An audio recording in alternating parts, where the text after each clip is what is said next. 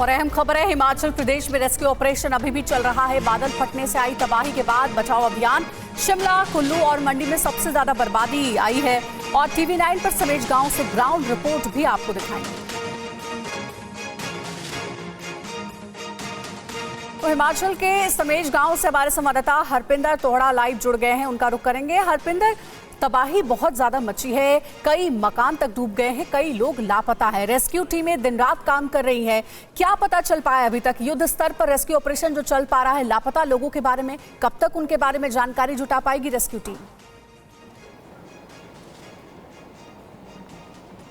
देखिए, अभी तक तो रेस्क्यू टीम को कोई भी जानकारी नहीं मिली है और कोई भी जो व्यक्ति के बारे में अभी तक पता नहीं चला है। एक बार मैं रेस्क्यू ऑपरेशन की तस्वीरें दिखा देता हूँ। मेरे इधर NDRF है और जो अभी रेस्क्यू ऑपरेशन शुरू करने जा रही है, और इस तरफ आप देख सकते हैं कि NDRF के जवान हैं, उसकी तरफ ITBP के जवान जो तैयार हैं, और इस तरफ आप देख सकते हैं कि कुछ जवानों ने रेस्क्यू ऑपरेशन जो शुरू कर रखा है और ढूंढा जा रहा है कि कहीं इस मलबे के नीचे जो लाशें फंसी हुई हैं, क्या उनको निकालने में कब तक कामयाबी मिलेगी, ये अभी तक नहीं कहा जा सकता, क्योंकि बहुत बड़ी चुनौती है। क्योंकि जिस तरीके से जितना तेज़ बारिश, माफ़ कीजिएगा, जो बादल फटा था, पानी आया था, तो बहुत तेज़ बहाव था। और अगर हम एक दिखा सके, जो चट्टान दिख रही है आपको इस तस्वीर में, जहाँ तक पहले पानी था, तो अब तो पानी का फ्लो बहुत ज़्यादा कम हुआ है। लेकिन आप सोच सकते हैं कि इतने पानी के फ्लो में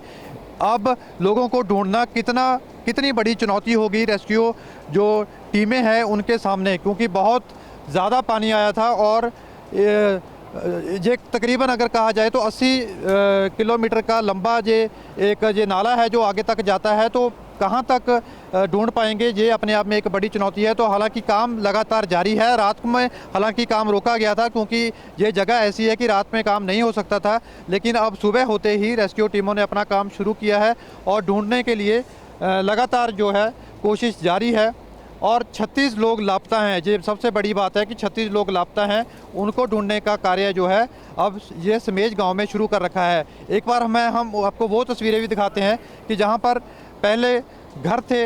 ये तस्वीर जहां पे आप अभी TV स्क्रीन पर ये तस्वीर देख रहे हैं, तकरीबन यहाँ पे 12-13 घर थे।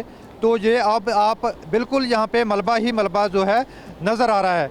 तो 12-13 घर, और इसमें तकरीबन 12-13 लोग यहाँ थे, और आगे जाके कुछ घर थे, तो कुछ लोग वहाँ से उनके जो मकान गिरे थे पानी में, बहे हैं पानी में, तो वो लोग आगे जाकर गिरे थे। लेकिन रेस्क्यू ऑपरेशन शुरू यहाँ से किया जा रहा है, क्योंकि ज़्यादा मकान जहाँ थे, तो उनको ढूंढने का काम जो है लगातार जारी है। बिल्कुल, कुदरत के कहर की बेहद खौफनाक और डरावनी ये तस्वीर है। मकान के मकान डूब गए हैं, कई लोग लापता हैं। रेस्क्यू टीमें युद्ध स्तर पर काम कर रही हैं, लेकिन लापता लोगों का पता लगाना बहुत बड़ी चुनौती साबित हो रही है। शुक्रिया आपका हरपिंदर, पूरी जानकारी हम तक पहुंचाने के लिए। और समेज गांव से आई बाढ़ अपने साथ सब कुछ बहा कर ले गई। हालांकि कुछ ऐसे लोग भी हैं जो भागकर अपनी जान बचाने में कामयाब रहे। ऐसे ही कुछ लोगों से बात की TV9 की टीम ने। ग्राउंड जीरो से देखिए ये रिपोर्ट। शिमला के समेज गांव में कुछ ही सेकंड में मलबा आया और सब कुछ तबाह कर गया। आधी रात को बादल फटा और लगभग सब कुछ अपने साथ बहा ले गया। जो लोग कुदरत की कहर की चपेट में आने से बच गए, वो उस पल को याद करके सहम जाते हैं। हम सो के उठे सर, 12:30 बजे का टाइम था। तो उस वक्त पूरे यौन पर था ये जो फ्लड आ रहा था। तो हम बल्कि एक पियन यहाँ स्कूल में फंसा था, उसको हमने बचा लिया, क्योंकि लाइट नहीं थी, हमारे पास बैटरी वगैरह थी, और उसको हमने बचा लिया। लापता होने वालों में डॉक्टर राज पुंडीर का भतीजा भी है। उनका भतीजा समेज गांव के पावर हाउस में काम करता था। बादल फटने के बाद उसका भी कुछ पता नहीं चला। गुजरते वक्त के साथ उनकी उम्मीद दम तोड़ती जा रही है। यहाँ पे वो 8-9 लोग इकट्ठे थे, और वहाँ एक माताजी थे जिस घर में वो रहते थे, जो उन्होंने हायर किया हुआ था। तो वो रात को माताजी को उठाने गए, क्योंकि जब ये फ्लड का उनको संदेश हुआ, मैसेज है, तो वो उठाने गए उनको। तो saरे उसमें 3-4 लोग, 2-3 लोग यहाँ से निकल भी गए, लेकिन बाकी जितने लोग 7-8 लोग हैं वो यहाँ से बह के चले गए। रेस्क्यू टीम को ऑपरेशन चलाने में दिक्कत भी आ रही है। कभी मौसम रुकावट बन रहा है, तो कभी भौगोलिक स्थिति। NDRF, SDRF, local police, ITBP, police और होमगार्ड रेस्क्यू ऑपरेशन में लगी हुई है।